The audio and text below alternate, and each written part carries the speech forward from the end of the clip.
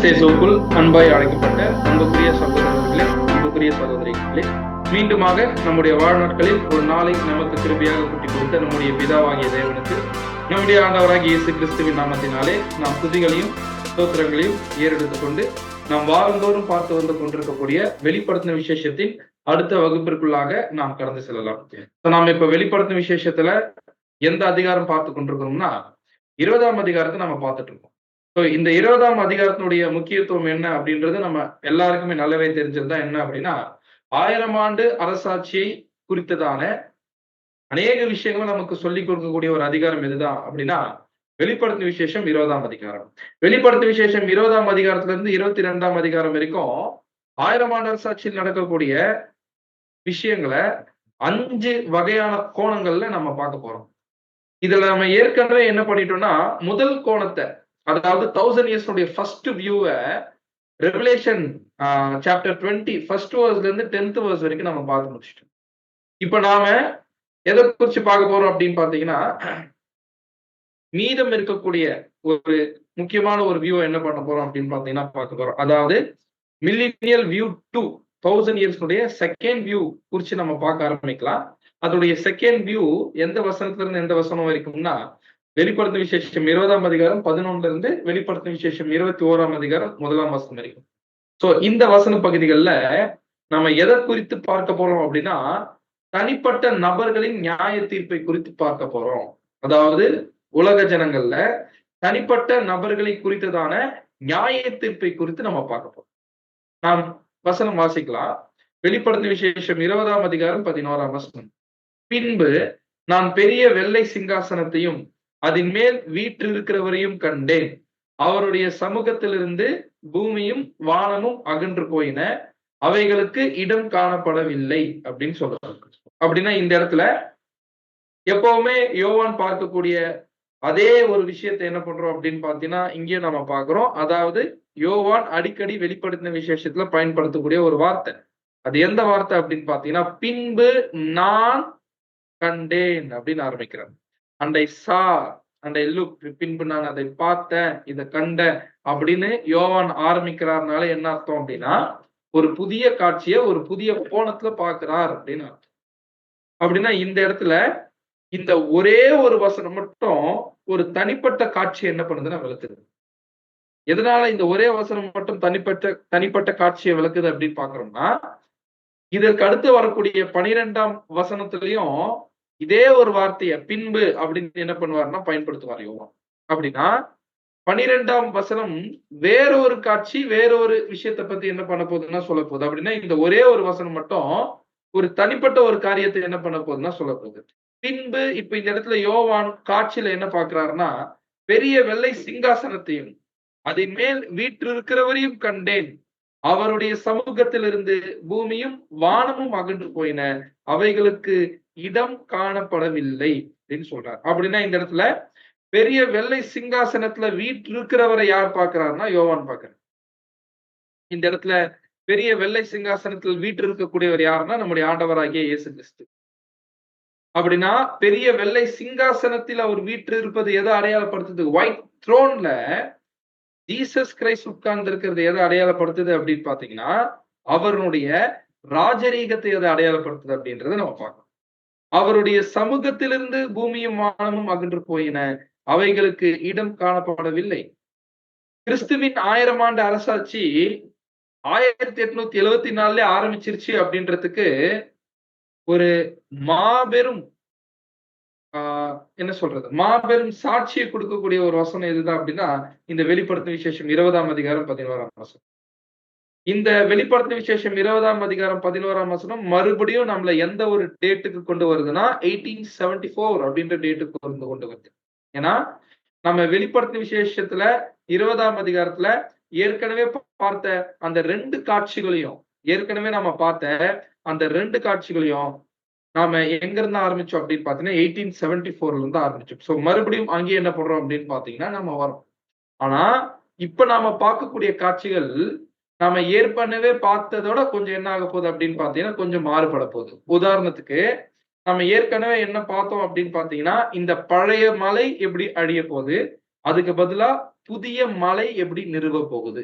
நான் மலை அப்படின்னு நான் எதை சொல்றேன்றது உங்களுக்கு நல்லாவே தெரியும். பழைய மலை அப்படின்றது இந்த பிசாசனுடைய ராஜ்யம் எப்படி அழிக்கப்பட்டு அதற்கு பதிலாக பிசாசனுடைய ராஜ்யம் இருந்த இடத்துல கிறிஸ்துவின் ராஜ்யம் எப்படி ஸ்தாபிக்கப்படும் அப்படின்றத குறிச்சு ஏற்கனவே நம்ம ரெவலேஷன் 20ஆம் அதிகாரத்துல 1ல இருந்து 10ஆம் வசனம் வரைக்கும் 2 விதமான காட்சிகள் என்ன பண்ணோம்னா நம்ம பார்த்தோம். அதாவது சாத்தானை கட்டுறதை பத்தி நம்ம பார்க்கறதுல அந்த சாத்தானுடைய ராஜ்யம் எப்படி அழிக்கப்பட போகுது அப்படின்றத நம்ம பார்த்தோம். அதே சமயத்துல ரெவலேஷன் 20th chapter 4th verseல இருந்து அதற்கு பதிலா புதிதாக அந்த இடத்துல யார் ஆளுகை செய்ய ஆரம்பிக்க போறாங்க அப்படின்றத என்ன பண்ணோம்னா நம்ம பார்த்தோம். ஓ இப்ப என்ன பார்க்க போறோம்னா 11ஆம் வசனத்துல இருந்து இந்த சம்பவம் நடந்துருச்சுல, அதாவது பழைய சாம்ராஜ்யம் அழிக்கப்பட்டு புதிய சாம்ராஜ்யம் நிறுவப்படக்கூடிய காரணத்தினால சில விளைவுகள் ஏற்படும்ல. அதனால சில விளைவுகள் ஏற்படும்ல. அப்படின்னா நல்ல விளைவு ஏற்படுமா? கெட்ட விளைவு ஏற்படும். கொஸ்டின் உங்களுக்கு. Good or bad? இப்படி ராஜ்யம் ஸ்தாபிக்கப்படக்கூடியதுனால விளைவுகள் நல்ல விளைவுகள் ஏற்படுமா? மோசமான விளைவுகள் ஏற்படுமா அப்படின்னு கேட்டோம்னா, நிச்சயமா நல்ல விளைவுகள் என்ன பண்ணும் அப்படின்னு பாத்தீங்கன்னா ஏற்படும். சோ அப்படின்னா அந்த நல்ல விளைவுகளானது மனுக்குலத்துல இருக்கக்கூடிய தனி நபர்களை எப்படி பாதிக்க போகுது அப்படின்றத என்ன பண்ண போறோம்னா நம்ம பார்க்க போறோம். அந்த நல்ல விளைவு எப்படி பாதிக்க போகுது, அதுதான் அதாவது நல்ல விதமா எப்படி பாதிக்க போகுதுன்றதை நம்ம பார்க்கலாம். வசனம் வாசிக்கலாம். வெளிப்படுத்தின விசேஷம் 20ஆம் அதிகாரம் 11ஆம் வசனம். வெளிப்படுத்தின விசேஷம் 20ஆம் அதிகாரம் 11ஆம் வசனம். பின்பு நான் பெரிய வெள்ளை சிங்காசனத்தையும் அதன் மேல் வீற்றிருக்கிறவரையும் கண்டேன். அவருடைய சமூகத்தில் இருந்து பூமியும் வானமும் அகன்று போயின, அவைகளுக்கு இடம் காணப்படவில்லை. பின்பு நான் பெரிய வெள்ளை சிங்காசனத்தையும் அதன் மேல் வீற்றிருக்கிறவரையும் கண்டேன். அப்படின்னா இந்த இடத்துல யோவான் இந்த காட்சியை பார்க்கும் பொழுது நம்முடைய ஆண்டவராகிய இயேசு கிறிஸ்து பெரிய வெள்ளை சிங்காசனத்துல என்ன பண்ணிருக்காருன்னு பாத்தீங்கன்னா வீற்றிருக்கிறார். அப்படின்னா கிறிஸ்துவனுடைய ஆளுகை ஆரம்பிச்சிருச்சு அந்த இடத்துல. ஏன்னா சிங்காசனத்தின் மேல் ஒருத்தர் வீற்றிருக்கிறார்னாலே ரொம்ப ஒரு அடிப்படையான ஒரு சிம்பாலிசம் தான் இது. எதனால அப்படின்னா சிங்காசனத்துல ஒருத்தர் வீற்றிருக்கிறார் அப்படின்னு சொல்லிட்டோம்னாலே அது அவருடைய ஆளுகையை தான் என்ன பண்ணுதுன்னா அடையாளப்படுத்துது. இந்த இடத்துல வெள்ளை சிங்காசனத்தின் மீது வீற்றிருக்கக்கூடியவர் நம்முடைய ஆண்டவராகிய இயேசு கிறிஸ்து. அவருடைய சமூகத்திலிருந்து பூமியும் வானமும் அகன்று போயின, அவைகளுக்கு இடம் காணப்படவில்லை. அப்படின்னா என்ன அர்த்தம்? நம்முடைய ஆண்டவராகிய இயேசு கிறிஸ்துடைய ராஜ்யம் ஆரம்பிச்சதுனால விளைவுனால பழைய வானமும் பழைய பூமியும் அகன்று போகுது.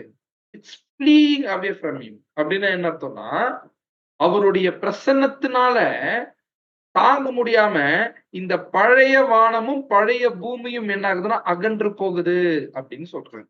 அப்படின்னா இந்த ஒரு வசனம் ரொம்ப தெள்ள தெளிவா என்ன விளக்குது அப்படின்னு பாத்தீங்கன்னா கிறிஸ்துவனுடைய ராஜ்யம் ஆரம்பிச்சிட்டதனுடைய விளைவாக தான் இந்த பழைய உலக அமைப்புகள் என்ன ஆகுதுன்னா அழிஞ்சு போகுது. அந்த செட்டப்பே அழிஞ்சு போகுது அப்படின்னு பார்க்கிறோம். அப்படின்னா இன்னும் ஒரு அருமையான ஒரு விளக்கம் நமக்கு என்ன புரிய வருது? அந்த பழைய உலக அமைப்புகள் அழிவதற்கு முன்பாகவே எந்த சிங்காசனத்தின் மேல யார் வீற்றிருக்கிறதுனா வெள்ளை சிங்காசனத்தின் மீது கிறிஸ்து வீட்டு இருக்கிறார். அப்படின்னா என்ன அர்த்தம்? என்ன அர்த்தம்? கிறிஸ்துவனுடைய 1000 ஆண்டு அரசாட்சியினுடைய துவக்கத்துலதான் இந்த பழைய உலக அமைப்புகள் அழியும். அப்படின்னா நமக்கு என்ன ஒரு விஷயம் தெல்ல தெளிவா தெரியுது அப்படின்னு பாத்தீங்கன்னா கிறிஸ்துவனுடைய 1000 ஆண்டு அரசாட்சி முழுக்க சமாதானமாக இந்த உலகத்துல இருக்காது. அவருடைய 1000 ஆண்டு அரசாட்சி ஆரம்பிக்கும் பொழுதே வெறும் சமாதானம் மட்டும்தான் இருக்கும் அப்படின்றது ஒரு தவறான எண்ணம். அது வசனத்திற்கு புறம்பான எண்ணம். ஏன் வசனத்துக்கு புறம்பான எண்ணம்னா ரொம்ப தெளிவா வசனம் சொல்லுது. ரெவலேஷன் சாப்டர் 20 verse 11ல நான் பெரிய வெள்ளை சிங்காசனத்தையும் அதன் மேல் வீற்றிருக்கிறேன் கண்டேன், அவருடைய சமூகத்தில் இருந்து. அப்படின்னா சமூகத்தில் இருந்துன்னா அவருடைய பிரசன்ஸ்ல இருந்து, அவருடைய பிரசன்னத்திலிருந்து பூமியும் வானமும் அகன்று. வசனம் என்ன சொல்லல அப்படின்னு பாத்தீங்கன்னா பூமியும் வானமும் அகன்று போயிடுச்சு, அதுக்கப்புறம் அவர் வெள்ளை சிங்காசனத்து மேல வீற்றிருக்கிறார் அப்படின்னு வசனம் என்ன பண்ணலீங்க, சொல்லல. அப்படின்னா தெளிவா கிறிஸ்துவனுடைய 1000 ஆண்டு அரசாட்சியானது இந்த பழைய உலக அமைப்புகள் அழிக்கப்படுவதற்கு முன்பாகவே ஆரம்பிக்குது. அது அழிக்கப்படுவதற்கு காரணமே என்ன அப்படின்னா கிறிஸ்துவனுடைய 1000 ஆண்டு அரசாட்சி ஆரம்பிச்சிட்டதுனாலதான் அது அழிக்கப்படுது அப்படின்றத நம்ம. அப்படின்னா இந்த வசனம் ரெவலேஷன் சாப்டர் 20 வெர்ஸ் 11 நமக்கு எந்த டேட்ல இருந்து எந்த காலப்பகுதி வரைக்கும் நம்மளை கொண்டு போகுது அப்படின்னு பாத்தீங்கன்னா 1874ல இயேசு கிறிஸ்து வெள்ளை சிங்காசனத்தின் மீது வீற்றிருக்க ஆரம்பிச்சுட்டார். அப்படின்னா அது தொடங்கி மத்தியஸ்தர் ஆளுகை ஆரம்பிக்கிற வரைக்கும் இந்த ஒரு வசனம் என்ன ஆகுதுன்னா நமக்கு இருக்குது அப்படின்றத நம்ம பார்க்கணும். இந்த வசனம் எந்த டேட்ல இருந்து எந்த எந்த காலப்பகுதி வரைக்கும் நமக்கு கொண்டு போகுதுங்க? 1874ல இருந்து மத்தியஸ்தர் ஆளுகை வரைக்கும், மத்தியஸ்தர் ஆளுகை ஆரம்பிக்கிறது வரைக்கும் என்ன ஆகுது அப்படின்னு பாத்தீங்கன்னா நமக்கு அழைத்து கொண்டு போகுது அப்படின்றத பார்க்கணும். அப்படின்னா இந்த இடத்துல இந்த வசனத்துல 1000 இயர்ஸ் அப்படின்ற வார்த்தையே என்ன ஆகல அப்படின்னு பாத்தீங்கன்னா வரல. எதனால அப்படின்னா மத்தியஸ்தர் ஆளுகையானது முழு 1000 வருட அரசாட்சி இல்ல. ஒருவேளை சில சகோதரர்களுக்கு மத்தியஸ்தர் ஆளுகைனா என்னன்ற அப்படின்ற ஒரு கேள்வி கூட ஒருவேளை சில பேருக்கு ஒருவேளை இது புதுசா இருக்கலாம். மத்தியஸ்தர் ஆளுகை அப்படின்ற ஒரு டேர்ம். மத்தியஸ்தர் ஆளுகைனா ஒண்ணும் இல்லைங்க.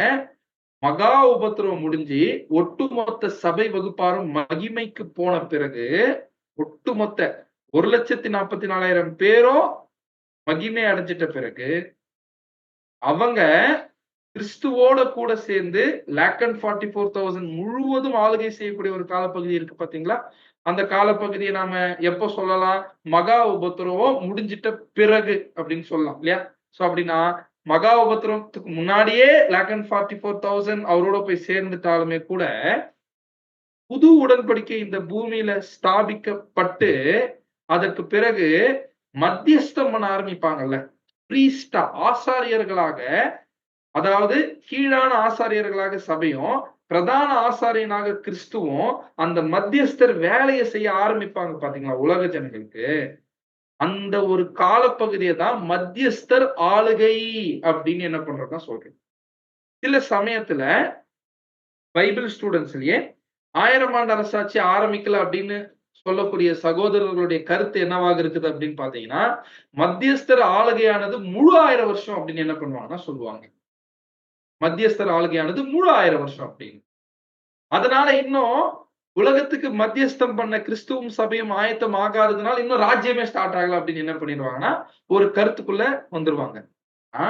அது வசனத்திற்கு ஒரு ஒரு முரணான கருத்து எப்படி அப்படின்றத நம்ம எப்படி சொல்றோம் அப்படின்னு பாத்தீங்கன்னா இந்த இடத்துல நம்ம தெளிவா பார்க்கிறோம். என்ன தெளிவா பார்க்கிறோம்னா 1874ல இருந்து இந்த மத்தியஸ்தர் ஆளுகையினுடைய காலப்பகுதி ஆரம்பிக்கிற வரைக்கும் கிறிஸ்து ஏற்கனவே சிங்காசனத்துல தான் உட்கார்ந்து வெள்ளை சிங்காசனத்துல உட்கார்ந்து கொண்டு ஆளுகை என்ன பண்ணிட்டு இருக்காருன்னா செய்து அப்படின்னா மத்தியஸ்தர் ஆளுகையினுடைய காலப்பகுதியானது முழு 1000 வருஷம் இல்ல. மத்தியஸ்தர் ஆளுகையினுடைய காலப்பகுதி முழு 1000 வருஷம் இல்ல. அப்படின்னா மத்தியஸ்தர் ஆளுகையினுடைய காலப்பகுதி எவ்வளவு அப்படின்னு கேட்டோம்னா நம்ம அந்த வருஷத்துல டிஃபைன் பண்ண முடியாது. அதுக்கு பதிலா என்ன சொல்லலாம் அப்படின்னு பாத்தீங்கன்னா மகா உபத்திரவம் முடிஞ்சதுல இருந்து 2874 வரைக்கும் மத்தியஸ்தர் ஆளுகையினுடைய காலம். அப்படின்னா நம்ம 2ஆ பிரிக்கலாமா 1000 இயர்ஸ்? எப்படி 2ஆ பிரிக்கலாம்? 1874ல இருந்து மத்தியஸ்தர் ஆளுகை ஆரம்பிக்கிற வரைக்கும். அப்படின்னா ஏற்கனவே ஆளுகை ஆரம்பித்துட்டாலும் அந்த ஆளுகைக்குள்ள மத்தியஸ்தம் உலக ஜனங்களை மத்தியஸ்தம் பண்ணக்கூடிய காலப்பகுதியானது என்ன ஆகலன்னா இன்னும் ஆரம்பிக்கல. உலக ஜனங்களை மத்தியஸ்தம் பண்ணக்கூடிய காலப்பகுதியானது இன்னும் என்ன ஆகலன்னு பாத்தீங்கன்னா ஆரம்பிக்கல. சோ அது எப்ப ஆரம்பிக்கும்னா மகா உபத்திரவத்துக்கு அப்புறமா தான் ஆரம்பிக்கும். அப்படின்னா 1874ல இருந்து ஒட்டுமொத்த உலக ஜனங்களையும் மத்தியஸ்தம் பண்ணக்கூடிய காலப்பகுதி வரைக்கும் ஒரு காலப்பகுதி. அதுவும் எதுக்குள்ளதான் இருக்கு? 1000 இயர்ஸ்குள்ளதான். அந்த காலப்பகுதியிலும் இயேசு கிறிஸ்து என்ன பண்ணிட்டு தான் இருக்கிறாரு? ஆளுகை பண்ணிட்டு தான் இருக்கிறாரு. அந்த ஆளுகையில முதல் பகுதியை என்ன பண்ணிட்டு இருக்காருன்னா இந்த உலக சாம்ராஜ்யங்களை இந்த பழைய உலக அமைப்பை அழித்து கொண்டிருக்கிறார். மகா உபத்திரவத்திற்கு பிற்பாடு மத்தியஸ்தர் ஆளுகையினுடைய காலப்பகுதி என்ன ஆகுதுன்னா ஆரம்பிக்குது அப்படின்றத என்ன பண்றோம்னா நம்ம பார்க்கணும். அது ஆரம்பிச்சு எது வரைக்கும் இருக்கும்னா 2874 வரைக்கும் இருக்கும். அப்படின்னா மத்தியஸ்தர் ஆளுகையினுடைய காலப்பகுதி முழு 1000 வருஷமா அப்படின்னு ஒரு கேள்வி கேட்டா என்ன பதில் சொல்வீங்க? உங்க சாட் பாக்ஸ்ல போடுங்க. மத்தியஸ்தர் ஆளுகையினுடைய காலப்பகுதியானது முழு 1000 வருஷமா அப்படின்னு ஒரு கேள்வி கேட்டோம்னா நம்ம என்ன பதில் சொல்லலாம் அப்படின்னு பார்த்தோம்னா சரியான பதில் என்ன அப்படின்னு பாத்தீங்கன்னா நோ, இல்ல அப்படின்றதுதான் சரியான பதில் அப்படின்றத நம்ம பார்க்கணும். ஆனா என்ன ஆச்சரியம் நோட் பண்ணி பாருங்க. இந்த வசனத்திலயும் 1000 வருஷம் அப்படின்ற வார்த்தை இல்ல. இதற்கு பிறகு வரக்கூடிய 12ல இருந்து 15ஆம் வசனம் வரைக்கும் கூட 1000 வருஷம் அப்படின்ற வார்த்தை இல்ல. காரணம் என்னன்னா 1874ல இருந்து மத்தியஸ்தர் ஆளுகை ஆரம்பிக்கிற வரைக்கும் நடக்கக்கூடிய சம்பவங்கள் எல்லாம் 1000 இயர்ஸ்க்குள்ள தான் நடக்குது. கிறிஸ்துவனுடைய ராஜ்யத்துக்குள்ள தான் நடக்குது. அப்படின்னா, இது எப்படி புரிஞ்சுக்கலாம் பிரதர் அப்படின்னு கேட்டோம்னா, ஒரு ஒரு நல்ல பழைய ஏற்பாட்டு உதாரணம் எடுத்துக்கணும்னா, தாவீது ராஜா, ராஜாவா 2ஆம் தர அபிஷேகம் பண்ணும்பொழுது யூதா கோத்திரத்தின் மீது தான் அவரு ராஜாவாக இருப்பார். மிச்ச எல்லா கோத்திரத்தின் மீது யார் இருப்பார்ன்னு பார்த்தீங்கன்னா, சவுலுடைய குமாரன் இஸ்போசேத் ராஜாவாக என்ன பண்ணுவார்ன்னா இருப்பார்.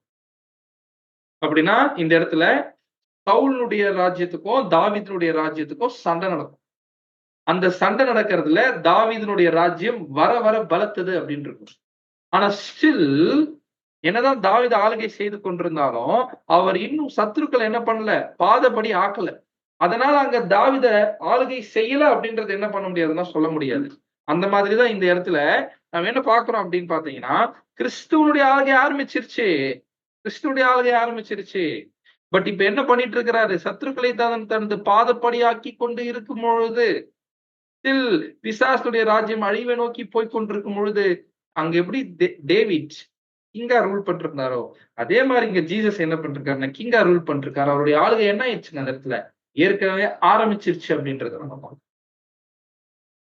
அடுத்தது வெளிப்படுத்தின விசேஷம் 20ஆம் அதிகாரம் 4ஆம் வசனத்துல நம்ம என்ன பார்த்தோம், அன்றியும் நான் சிங்காசனங்களை கண்டேன் அப்படின்னு பாக்குறேன். அப்படின்னா நம்ம பார்த்தோம் ரெவலேஷன் சாப்டர் 20 வர்ஸ் 4லயே இந்த இடத்துல அநேக சிங்காசனங்களை என்ன பண்றாருன்னா பாக்குறோம். எத்தனை சிங்காசனங்களை பார்த்திருப்பார் அப்படின்னு பாத்தீங்கன்னா 1,44,000 சிங்காசனங்களை என்ன பண்ணிருப்பார் அப்படின்னு பாத்தீங்கன்னா இந்த இடத்துல பார்த்திருப்பார். யார் பார்த்திருப்பாருங்க, யோவான் என்ன பண்ணிருப்பார் அப்படின்னு பாத்தீங்கன்னா 1,44,000 சிங்காசனத்தை என்ன பண்றாருன்னு பாத்தீங்கன்னா பாக்குறாரு. ஆனா அந்த 1,44,000 சிங்காசனங்களும் ஆக்கிரமிக்கப்பட போகுது. யாரால அப்படின்னு பாத்தீங்கன்னா நித்திரையில் இருக்கக்கூடிய பரிசுத்தவான்களால ஆக்கிரமிக்கப்பட போகிறது. பிளஸ் அதாவது ஏற்கனவே நித்திரையில் இருக்கக்கூடிய பரிசுத்தவான்கள் பிளஸ் 7ஆம் கால சபையில் இருக்கக்கூடிய பரிசுத்தவான்கள் மூலமாக இந்த சிங்காசனங்களானது என்ன பண்ண போகுது அப்படின்னு பாத்தீங்கன்னா ஆக்கிரமிக்கப்பட போகுது அப்படின்றத நம்ம பார்க்கணும். அப்படின்னா 1874ல சிங்காசனங்களை தான் என்ன பண்றாரு அப்படின்னு பாத்தீங்கன்னா பாக்குறாரு. ஆனா என்ன பண்ணல, இன்னும் அதுல உயிரோட பரிசுத்தவான்கள் உட்கார்ல. ஏன்னா நம்ம அதே ரெவலேஷன் சாப்டர் 20 வர்ஸ் 4ல நாம பாக்குறோம். இந்த இடத்துல அவர் பார்க்கும்போது யார பாக்குறார் அப்படின்னு பாத்தீங்கன்னா இந்த இடத்துல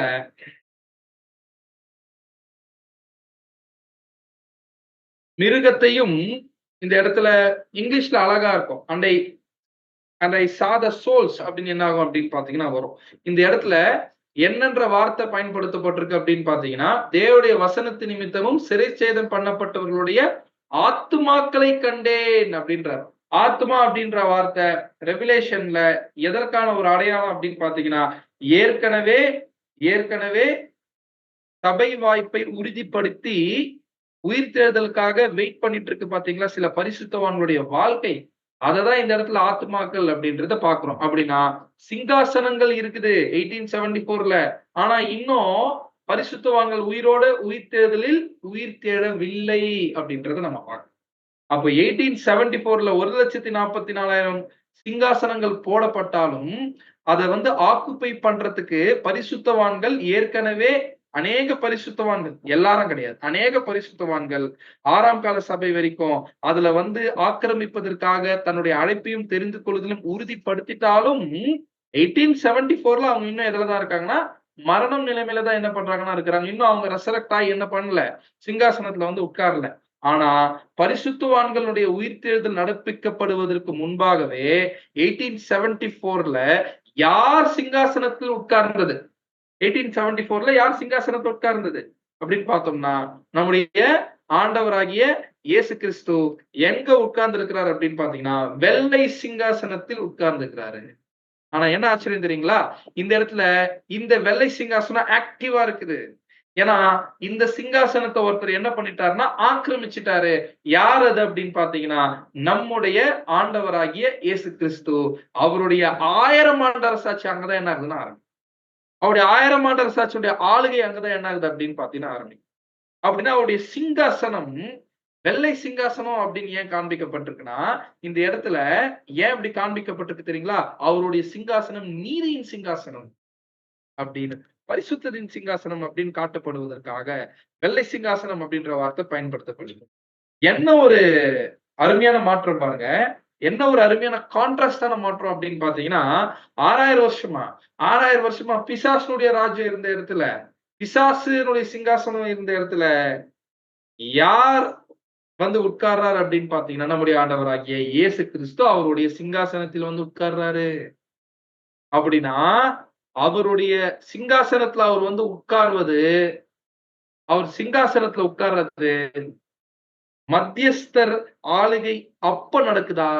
அல்லது மத்தியஸ்தர் ஆளுகையினுடைய காலப்பகுதிக்கு முன்னாடியே நடக்குதா? கேள்வி திருப்பி உங்ககிட்ட தான் கேட்கிறேன். இயேசு கிறிஸ்து வெள்ளை சிங்காசனத்துல வந்து உட்கார்றது மத்தியஸ்தர் ஆளுகைக்கு அப்ப நடக்குதா? அல்லது மத்தியஸ்தர் ஆளுகைக்கு முன்னாடியே நடக்குது?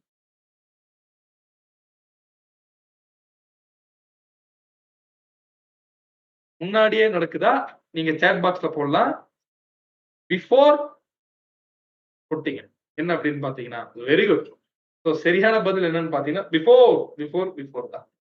அதுதான் நம்ம தானியேல் 2ஆம் அதிகாரம் 44ல கூட என்ன பார்க்கிறோம்னா, அந்த ராஜாக்களின் நாட்களிலே பரலோகத்தின் தேவன் என்றென்றைக்கும் அழியாத ஒரு ராஜ்யத்தை எழும்ப பண்ணுவார். அந்த ராஜ்யம் வேறே ஜனத்துக்கு விடப்படுவதில்லை.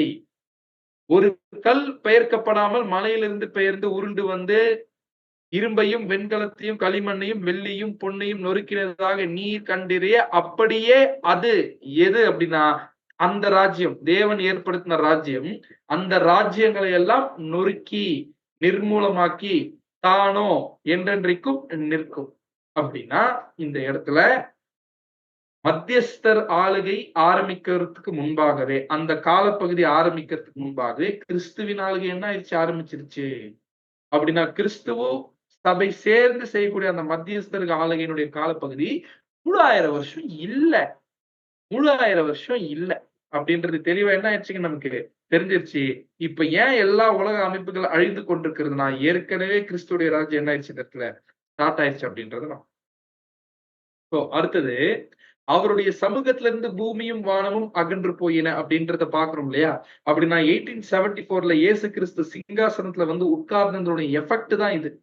அது என்ன எஃபெக்ட் அப்படின்னு பாத்தீங்கன்னா இந்த பழைய உலக அமைப்புகள் அழிய ஆரம்பிச்சிருச்சு.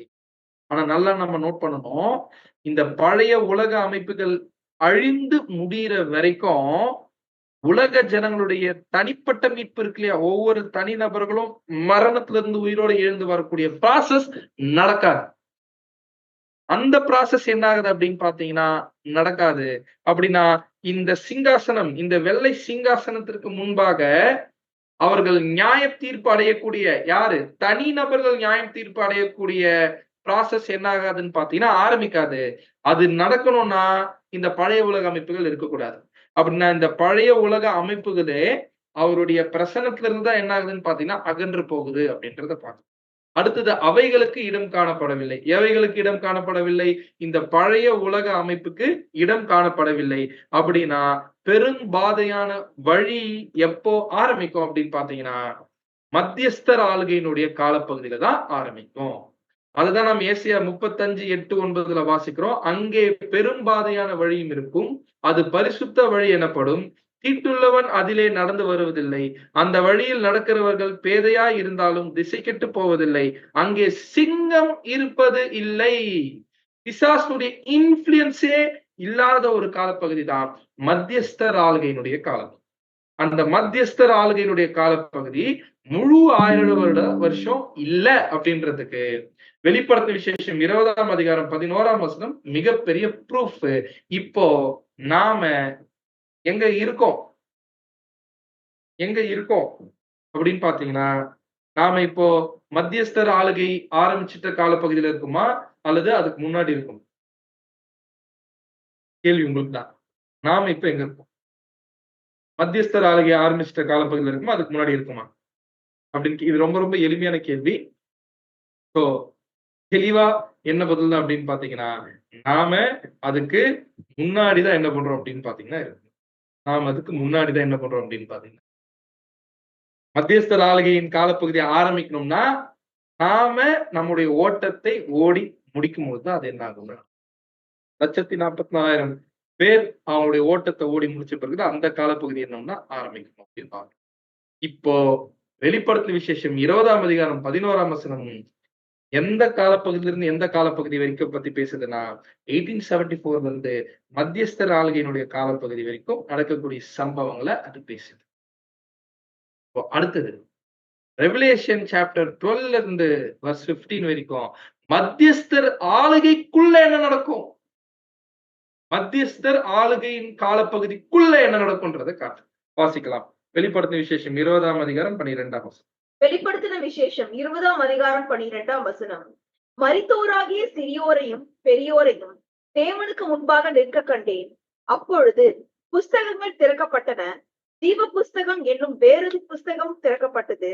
அப்பொழுது அந்த புஸ்தகத்தில் எழுதப்பட்டவைகளின்படியே மரித்தோர் தங்கள் தங்கள் கிரியைகளுக்கு தக்கதாக நியாய தீர்ப்படைந்தார்கள். அப்படின்னா இப்ப மத்தியஸ்தர் ஆளுகையுடைய காலப்பகுதி ஆரம்பிச்சாச்சு. இப்போ சபை மகிமை அடைஞ்சிட்டோம். இப்ப சபை வகுப்பார் மகிமை அடைஞ்சிட்டதுனால அவங்களால இப்போ யாருக்கு மத்தியஸ்தம் பண்ண முடியும் அப்படின்னா, ஒட்டுமொத்த உலக ஜனங்களையும் உயிரோடு எழுப்பி தேவனுக்கும் அவர்களுக்கும் மத்தியில மத்தியஸ்தம் பண்ணக்கூடிய அந்த ஆளுகையினுடைய காலப்பகுதி ஆரம்பிக்குது. இது மகா உபத்திரத்துக்கு அப்புறம்.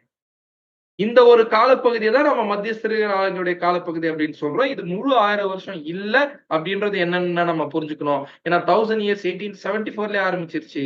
அப்பவே இயேசு கிறிஸ்து வெள்ளை சிங்காசனத்துல உட்கார்ந்துட்டாரு 11ஆம் வசனத்தின் அடிப்படையில. அதுவும் குறிப்பா மகிமை, அதாவது பரிசுத்தவானுடைய உயிர் தேர்தல் ஆரம்பிக்கிறதுக்கு 3.5 வருஷத்துக்கு முன்பாகவே இயேசு கிறிஸ்து 1874 எங்க உட்கார்ந்துட்டாருன்னா வெள்ளை சிங்காசனத்துல என்ன பண்ணிட்டாருன்னா, மரித்தோராகிய சிறியோரும் பெரியோரும் தேவனுக்கு முன்பாக நிற்க கண்டேன். அப்பொழுது புஸ்தகங்கள் திறக்கப்பட்டன. அப்படின்னா இந்த இடத்துல மத்தேயு சுவிசேஷம் தான் ரொம்ப தெள்ள தெளிவா 1874 இருக்கக்கூடிய த்ரோனுக்கும் மத்தியஸ்தர் ஆளுகை, அதாவது எதிர்காலத்துல வரப்போகிற அந்த மத்தியஸ்தர் ஆளுகையினுடைய த்ரோனுக்கும் ஒரு மிகப்பெரிய வித்தியாசத்தை கொடுக்கக்கூடிய தெளிவா சுட்டி காட்டக்கூடிய ஒரு இடம் எதுதான் பாத்தீங்கன்னா மத்தேயு எழுதின சுவிசேஷம். வாசிக்கலாம். மத்தேயு 19ஆம் அதிகாரம் 28ஆம் வசனம். மத்தேயு 19ஆம் அதிகாரம் 28ஆம் வசனம். அதற்கு இயேசு, மறுஜென்ம காலத்திலே மனுஷகுமாரன் தம்முடைய மகிமையுள்ள சிங்காசனத்தின் மேல் வீற்றிருக்கும் போது என்னை பின்பற்றின நீங்களும் இஸ்ரவேலின் 12 கோத்திரங்களையும் நியாய தீர்க்கிறவர்களாக 12 சிங்காசனங்களின் மேல் வீற்றிருப்பீர்கள் என்று மெய்யாகவே உங்களுக்கு சொல்கிறேன். அப்படின்னா அதற்கு இயேசு மறுஜென்ம காலத்திலே மனுஷகுமாரன் தம்முடைய மகிமையுள்ள சிங்காசனத்தின் மேல் வீற்றிருக்கும். இந்த இடத்துல ஒரு வேர்ட் யூஸ் பண்றவர் பாருங்க, throne of his glory. அப்படின்னா தம்முடைய மகிமையுள்ள சிங்காசனத்தின் மேல் வீற்றிருக்கும். அதே மாதிரி மத்தேயு 25:31 நம்ம வாசிக்கும் பொழுது வெள்ளாடு செம்மறியாடு ஓமையை பத்தி நம்ம படிக்கும் பொழுது வாசிக்கலாம். மத்தேயு 25ஆம் அதிகாரம் 31ஆம் வசனம். அன்றியும் மனுஷகுமாரன் தமது மகிமை பொருந்தியவராய் சகல பரிசுத்த தூதரோடு கூட வரும்போது தமது மகிமையுள்ள சிங்காசனத்தின் மேல் வீற்றிருப்பார். அப்படின்னா இந்த இடத்துல மனுஷகுமாரன் தம்முடைய மகிமை பொருந்தினவராய் சகல பரிசுத்த தூதரும் கூட. சகல பரிசுத்த தூதரும் கூடனா யாரது? எல்லா திருச்சபையின் பிள்ளைகளோடும் கூட வரும்போது தமது மகிமையுள்ள சிங்காசனத்தின் மேல் வீற்றிருப்பார். அப்படின்னா இந்த இடத்துல தெள்ள தெளிவா ஒட்டுமொத்த சபையும் சேர்ந்து வரும் பொழுது அவரோடு கூட என்ன பண்ணிருப்பாங்கன்னா சிங்காசனத்தில் வீற்றிருக்கும் பொழுதுதான் வெள்ளாடு செம்மறியாடு பிரிக்கக்கூடிய வேலை என்ன ஆகுதுன்னு பாத்தீங்கன்னா நடக்குது. நம்ம நல்லா தெரியும் வெள்ளாடு செம்மறியாடுனுடைய ஓமை யாருக்கான ஓமைனா ஒட்டுமொத்த உலக ஜனங்களுடைய நியாய தீர்ப்பை பத்தி 1000 ஆண்டார் சாட்சியில அவங்களுடைய நியாய தீர்ப்பை பத்தி பேசக்கூடிய ஒரு உண்மை. அப்படின்னா தெள்ள தெளிவா வெளிப்படுத்தின விசேஷம் 20ஆம் அதிகாரம் 11ஆம் வசனத்துல வெள்ளை சிங்காசனத்துல ஏற்கனவே இயேசு கிறிஸ்து வீட்டுல இருக்கிறார். ஆனா இன்னும் வானமும் பூமி என்ன ஆகலைங்க, அகன்று போகல. அவருடைய பிரசன்னத்தினால அது என்ன ஆக போகுதுன்னா அகன்று போக போகுது. அப்படின்னா தெள்ள தெளிவா என்ன புரிய வருது, பழைய உலக அமைப்புகள் அவருடைய ராஜ்யம் ஆரம்பிச்சிட்ட பிறகுதான் அழியுது. அப்படி அழிஞ்சிட்ட உடனே மத்தியஸ்தர் ஆளுகையினுடைய காலப்பகுதி ஆரம்பிக்குது. அததான் நம்ம மத்தேயு 25:31 பார்க்கிறோம். அந்த காலப்பகுதி ஆரம்பிக்கும் பொழுது ஒட்டுமொத்த சபையும் யார் கூட இருக்குதுன்னா, கிறிஸ்துவோட என்ன பண்றாங்கன்னு பாத்தீங்கன்னா, சிங்காசனத்தின் மேல் வீற்றிருக்கிறார்கள். அப்பொழுதுதான் உலக ஜனங்கள் வெள்ளாடு செம்மறியாடுகளாக பிரிக்கக்கூடிய அந்த ஒரு டைம் பீரியட் ஆரம்பிக்குது அப்படின்னு. அதே மத்தேயு 19:28 நாம வாசிக்கும் போது அதற்கு இயேசு மறுஜென்ம காலத்திலே அப்படின்னு ஆரம்பிப்பாங்க. ஆங்கிலத்திலே டைம் ஆஃப் ரீஜெனரேஷன் அப்படின்னு இருக்கும். அப்படின்னா இது உலக ஜனங்களுடைய தனிப்பட்ட திரும்ப கொடுத்தலை பத்தி என்ன பண்ணுதுன்னா பேசுது. The regenerating of a person. செத்து போன மனுஷனை மறுபடியும் உயிரோட எழுப்பி திரும்பியும் அவனுக்கு ஜீவனை கொடுக்கக்கூடிய ஒரு வேலை இருக்கு பாத்தீங்களா, ப்ராசஸ் இருக்கு பாத்தீங்களா, அந்த ப்ராசஸ் பத்தி தான் இந்த வசனம் பேசுது. இந்த ப்ராசஸ் மத்தியஸ்தம் ஆரம்பிக்காம என்ன ஆகாதுன்னா நடக்கிறதுக்கு வாய்ப்பே இல்லை. அப்படி ஆரம்பிக்கும் பொழுது ஒட்டுமொத்த சபையும் யார் முன்னாடி இருப்பாங்க அப்படின்னு பாத்தீங்கன்னா இயேசு கிறிஸ்து கூட இருப்பாங்க. அப்படின்னா இந்த இடத்துல கேதரிங் ஆஃப் த நேஷன், சகல ஜனங்களும் அவருக்கு முன்பாக சேர்க்கப்படுவார்கள். அப்படி எல்லா உலக ஜனமும் சேர்க்கப்படுவார்கள். அதுக்கப்புறம் தான் வெள்ளாடு செம்மறியாவுடைய பிரிவு என்ன ஆகுது அப்படின்னு பாத்தீங்கன்னா நடக்குது. இதே காட்சியை தான் பாருங்க நம்ம ரெவலேஷன் சாப்டர் 20 verse 13 நம்ம பாக்குறோம். வாசிங்க. வெளிப்படுத்தின விசேஷம் 20ஆம் அதிகாரம் 13ஆம் வசனம். இங்க மத்தேயு 25ல இயேசு கிறிஸ்து சிங்காசனத்துல வீற்றிருக்கார், கூட ஒட்டுமொத்த சபையும் இருக்கு, சகல ஜனங்களும் அவருக்கு முன்பாக என்ன பண்றாங்கன்னா வராங்க. சரிங்களா? அப்படியே வாசிங்க. Revelation chapter 20 verse 13. வெளிப்படுத்தின விசேஷம் 20ஆம் அதிகாரம் 13ஆம் வசனம். சமுத்திரம் தன்னிலுள்ள மரித்தோரை ஒப்புவித்தது, மரணமும் பாதாளமும் தங்களிலுள்ள மரித்தோரை ஒப்புவித்தன, யாவரும் தங்கள் தங்கள் கிரியைகளின்படியே நியாயத்தீர்ப்பு படைத்தார்கள். அப்படின்னா சிங்காசனத்திற்கு முன்பாக எல்லாரும் கூட்டி சேர்க்கப்பட்டு நியாய தீர்ப்பு அடைகிறார்கள். எந்த மாதிரியே ரெவலேஷன் மத்தேயு 25ஆம் அதிகாரத்துல நம்ம படிச்ச மாதிரியே. அப்படின்னா இந்த இடத்துல மத்தேயு 25ஆம் அதிகாரத்தில் சொல்லப்படுகிற மத்தியஸ்தர் ஆளுகையினுடைய காலப்பகுதியான சபை நிறைவடைந்துட்ட பிறகு நடக்கக்கூடிய அந்த காலப்பகுதியானது முழு 1000 வருஷம் இல்ல, அதுக்கும் உள்ள அப்படின்றத நம்ம பார்க்கணும். அப்படின்னா அது எதுக்கு அப்புறம் வருது அப்படின்னு பார்த்தோம்னா 1874ல இருந்து கிறிஸ்துவோட ஆளுகை ஆரம்பிச்சிருச்சு இல்லையா? அப்படி ஆரம்பிச்சதுல பழைய உலக அமைப்புகள் என்ன ஆச்சுன்னு பாத்தீங்கன்னா அழிஞ்சு போச்சு. அப்படி அழிஞ்சிட்ட பிறகு இந்த காலப்பகுதி என்ன ஆகும் அப்படின்னு பாத்தீங்கன்னா ஆரம்பிக்கும் அப்படின்றத நம்ம பார்க்கணும். அப்படின்னா தெள்ள தெளிவா என்ன புரியுது? மத்தியஸ்தர் ஆளுகையானது முழு 1000 வருஷம் இல்ல அப்படின்னு நம்ம பார்த்துட்டோம். ஆனா மத்தியஸ்தர் ஆளுகையில இருந்துதான் ஒட்டுமொத்த சபையும் கிறிஸ்துவோட ஆளுகை ஆரம்பிக்குது. அப்படின்னா 1,44,000 பேர்ல ஒரே ஒரு தனிநபர் கூட இயேசு கிறிஸ்துவோட முழு 1000 வருஷம் என்ன பண்ண போறதுன்னா ஆளுகை செய்ய போறது இல்ல. இயேசு கிறிஸ்துவுக்கு தான் முழு 1000 இயர்ஸ் அப்படின்றது தெள்ள தெளிவா வசனம் நமக்கு பிரிச்சு என்ன பண்ணுதுன்னா சொல்லுது அப்படின்றத நம்ம பார்க்கிறோம். இப்போ என்ன நாம புரிஞ்சுக்கிட்டோம் அப்படின்னு பாத்தீங்கன்னா வெளிப்படுத்தின விசேஷம் 20ஆம் அதிகாரம் 11ஆம் வசனத்துல ஐசா அப்படின்னு ஆரம்பிக்கிறார். 12ஆம் வசனத்துல ஐசா அப்படின்னு ஆரம்பிக்கிறார். அப்படின்னா இந்த 11ஆம் வசனமும் 12ஆம் வசனமும் நமக்கு இந்த 1000 ஆண்டு அரசாட்சியினுடைய 2 பகுதிகளை தெள்ள தெளிவா விளக்கி கொடுக்கும். 1000 ஆண்டு அரசாட்சியுடைய முதல் பகுதி உபத்திரவமா இருக்கும், 2வது பகுதி தான் சமாதானமா இருக்கும். ஏன்னா இந்த 2வது பகுதி மத்தியஸ்தர் ஆளுகையினுடைய காலம். புரிஞ்சுங்களா? அப்படின்னா இந்த இடத்துல 1000 இயர்ஸ் ரெண்டா நாம என்ன பண்ணலாம் அப்படின்னு பாத்தீங்கன்னா பிரிக்கலாம்.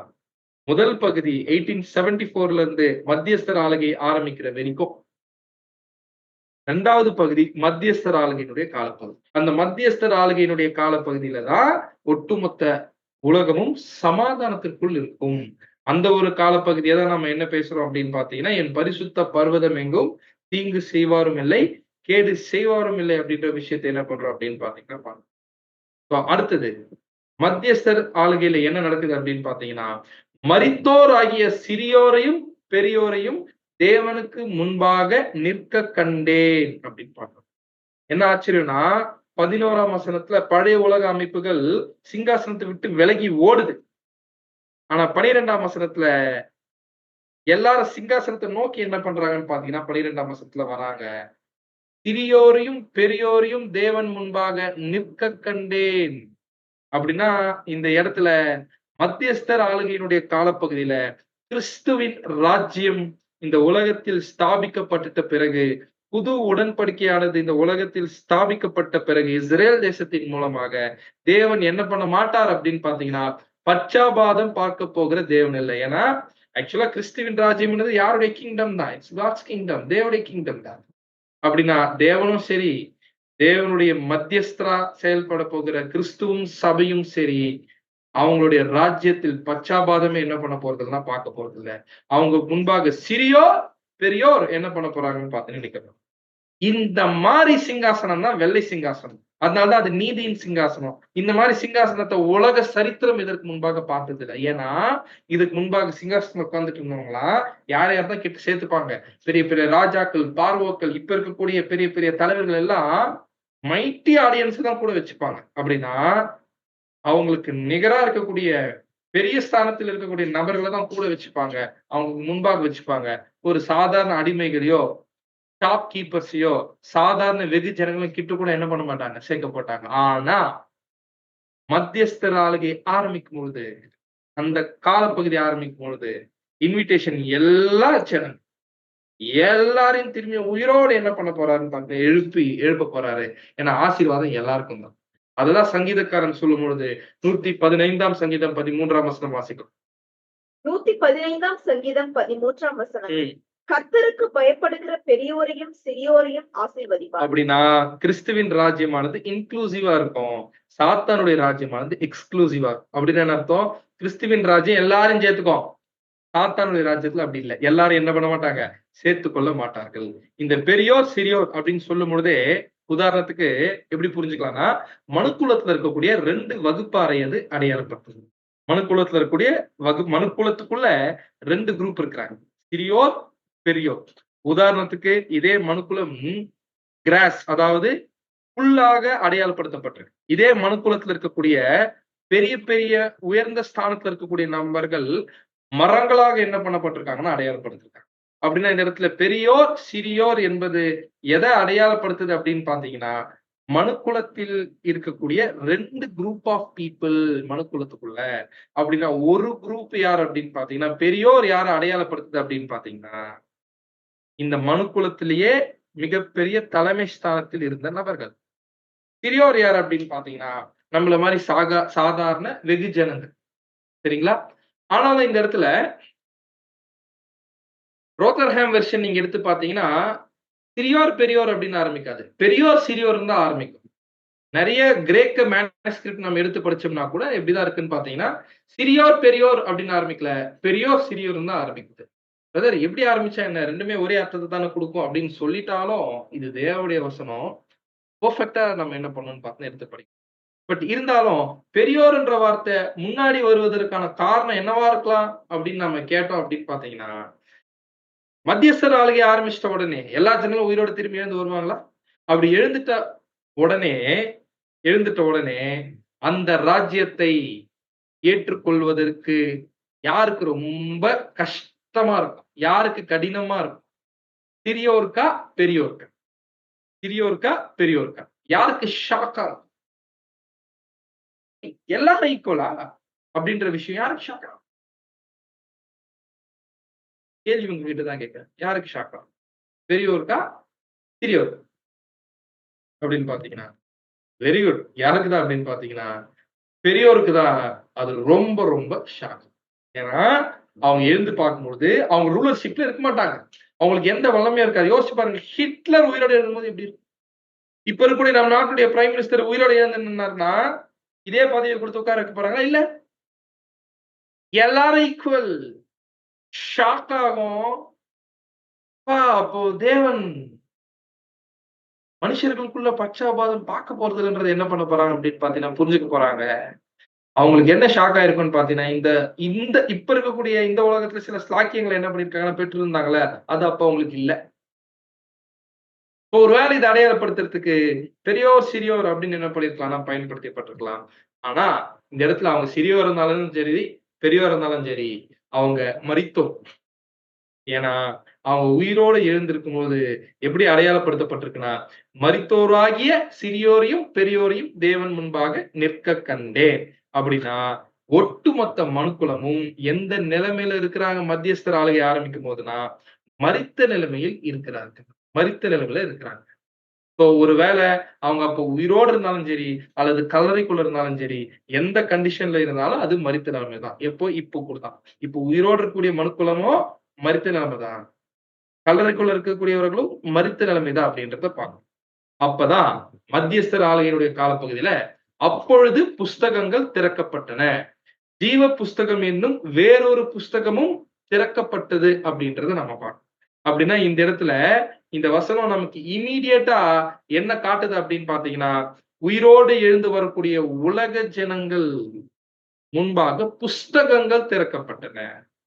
அடுத்து இன்னொரு புஸ்தகத்தை பத்தி சொல்லப்படுது. ஜீவ புஸ்தகம் என்னும் வேறொரு புஸ்தகமும் திறக்கப்பட்டது. அப்படின்னா இந்த இடத்துல புஸ்தகங்கள் திறக்கப்படுறது எதை அடையாளப்படுத்துது அப்படின்னு பாத்தீங்கன்னா, இந்த ஜீவ புஸ்தகத்துக்குள்ள பேர் எழுதப்படணும்னா, இந்த புஸ்தகங்கள்லாம் அவங்க படிக்கணும்.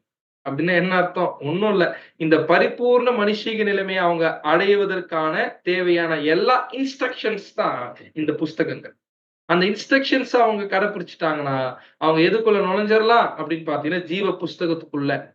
ஏன்னா ஜீவ புஸ்தகத்துக்குள்ள ஒருத்தர் நுழைஞ்சுட்டாங்கன்னா, அவர்கள் மரித்தவர்களாக அடுத்து என்ன பண்ண போறதில்ல, கணக்கிடப்பட போகிறது இல்ல.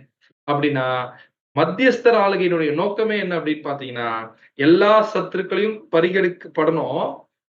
அது ஆளுகையினுடைய நோக்கம். மத்தியஸ்தர் ஆளுகையிலுள்ள கடைசியா நடக்கக்கூடிய சம்பவம் என்ன அப்படின்னு பாத்தீங்கன்னா, பரிகரிக்கப்படும் கடைசி சத்ரு மரணம். இத குறிச்சு தான் 1 கொரிந்தியர் 15ஆம் அதிகாரம் 26ஆம் வசனத்துல என்ன பண்றோம் அப்படின்னு பாத்தீங்கன்னா பார்ப்போம். அப்படின்னா, மீடியட்டோரியல் ரெயின் மத்தியஸ்தர் ஆளுகையானது எது வரைக்கும் நடக்கும்?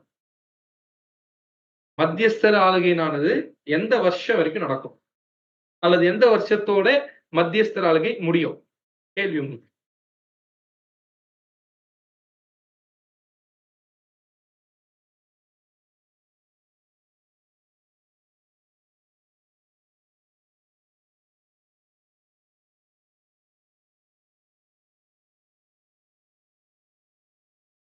சரியான பதில் 2874.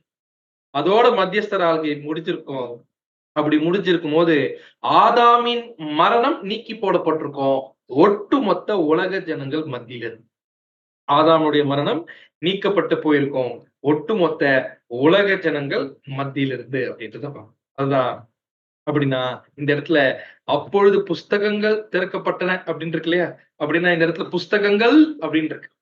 ப்ளூரலா இருக்கு. அப்படின்னா என்ன அர்த்தம் அப்படின்னு பார்த்தீங்கன்னா, தெய்வீக தேவனுடைய லைப்ரரியில இருந்து திறந்து அநேக புஸ்தகங்கள் கொடுக்க போறாரு. அப்படின்னா என்ன அர்த்தம்? இதுக்குள்ள பைபிள் இருக்குமா? பைபிளும் இருக்கும். பைபிள் மட்டும் இருக்கு. 6000 வருஷம் மனுக்குலத்தினுடைய மெமரீஸ், அவங்க கத்துக்கின லெசன்ஸ், டீச்சிங் டூல்ஸ் எல்லாம் என்ன ஆகும் அப்படின்னு பார்த்தீங்கன்னா இருக்கும். இந்த புக்ஸ்ல தான் புக்ஸ்னா லிட்டரலான புக்ஸ கம்பேர் பண்ணிக்க வேண்டாம். இது தேவனுடைய போதனைகள் அப்படின்னு நாம எடுத்துக்கணும். எப்படி இருக்கணும்? எப்படி மற்ற ஜனங்கள நடத்தணும்? எப்படி மிருகங்கள நடத்தணும்? எப்படி என்விரான்மென்ட்ட சுற்றுச்சூழல் எப்படி பார்த்துக்கணும்? அப்படின்னா, ஒரு பரிபூர்ண மனுஷனா ஒருத்தர் ஆகணும் அப்படின்னா, அதுக்கு தேவையான எல்லா இன்ஸ்ட்ரக்ஷன்ஸும் தேவன் என்ன பண்ண போறாருன்னு அதுதான் இந்த புஸ்தகங்கள் திறக்கப்பட்டது.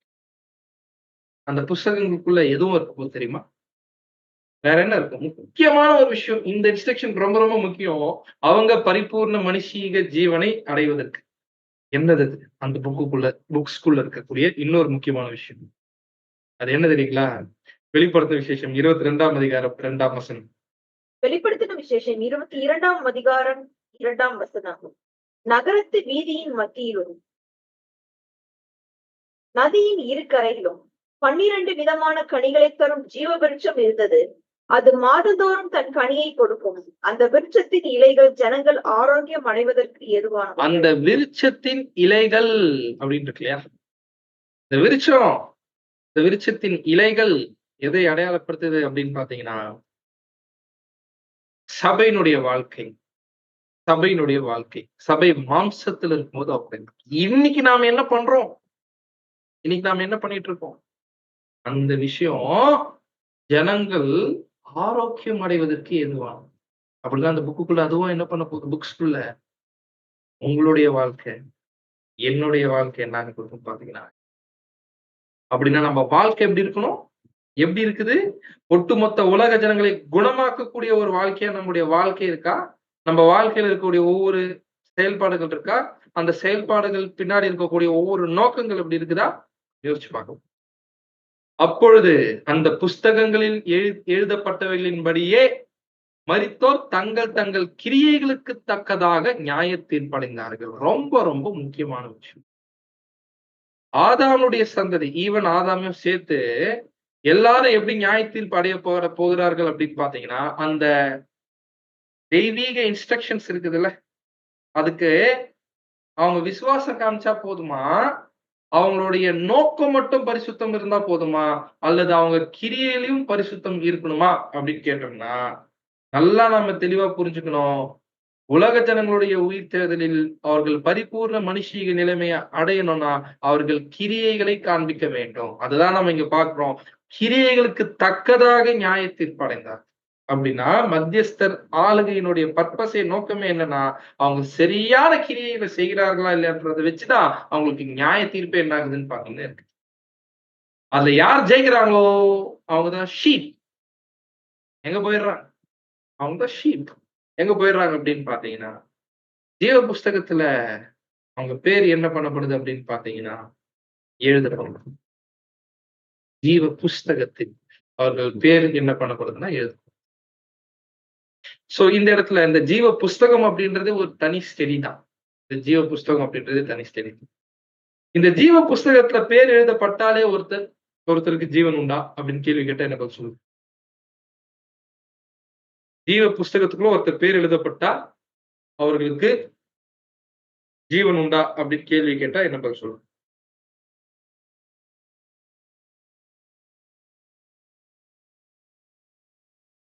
இந்த கேள்வியை பார்க்கறதுக்கு முன்பாக இன்னொரு விஷயம் பார்க்கணும்.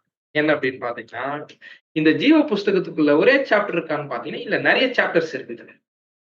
உதாரணத்துக்கு இந்த ஜீவ புஸ்தகத்துல இப்ப நம்ம எந்த சாப்டர் பத்தி பாக்குறோம்னா, உலக ஜனங்களுடைய உயிர்த்தெழுதலுடைய அந்த சாப்டர் பத்தி பார்த்துட்டு இருக்கோம். மில்லினியம் பத்தி பார்த்துட்டு இருக்கோம். அந்த சாப்டர்ல பேர் எழுதப்படக்கூடியவர்களுக்கு எந்த மாதிரியான ஜீவன் அப்படின்னு பாத்தீங்கன்னா, பரிபூர்ண மனுஷீக ஜீவன். இன்னொரு சாப்டர் இருக்கு. அந்த சாப்டர் பேரு காஸ்பல். காஸ்பல். அந்த சாப்டர்ல யார் பேர் எழுதப்பட்டிருக்குன்னா, ஒரு 1,44,000 பேர் எழுதப்பட்டிருக்கு. Gospel chapter. டிவைன் நேச்சர் யார் யாரெல்லாம் அதுக்கு கீழவே யாருடைய பேர்கள் எழுதப்பட்டிருக்கும் அப்படின்னு பாத்தீங்கன்னா, திரள் கூட்டம் பேரும் என்ன பண்ணப்பட்டிருக்கும் அப்படின்னா ஒவ்வொரு சாப்டர் சரிங்களா?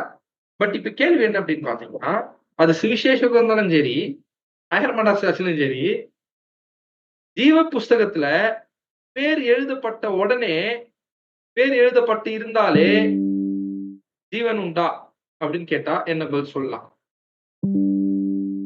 இல்ல. ஆமா. அப்படின்னு பாத்தீங்கன்னா 2 பதிலும். எப்படி அப்படின்னு பாத்தீங்கன்னா, பேர் எழுதப்பட்டதுனாலேயே ஜீவ புஸ்தகத்துல கன்ஃபார்ம் அப்படின்னு இல்ல. அவரு கன்ஃபார்மா பேர் எழுதணும். ஜீவ புஸ்தகத்துல. அப்படின்னா, நாம கூட வாசிக்கிறோம். என்ன அப்படின்னு பாத்தீங்கன்னா, ஜீவ புஸ்தகத்திலிருந்து பேர் கிறுக்கிப்பட போடாமல் அப்படின்னு கூட வசனம் என்ன பண்றோம் அப்படின்னு பாத்தீங்கன்னா, நாம வாசிச்சிருக்கோம். அந்த வசனம் கூட என்ன பண்ணலாம் அப்படின்னு பாத்தீங்கன்னா, நாம பைபிள்ல இருந்து என்ன பண்ணலாம் அப்படின்னு பாத்தீங்கன்னா எடுத்துடலாம்.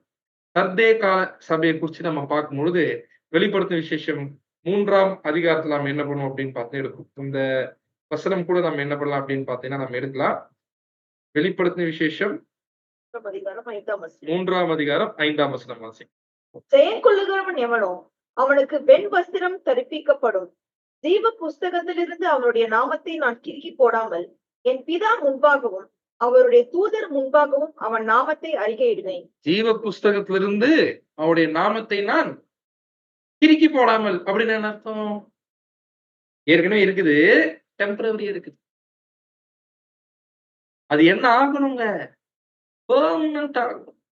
அது என்ன ஆகணும் அப்படின்னு பார்த்தீங்கன்னா, பர்மனன்ட் ஆகணும்.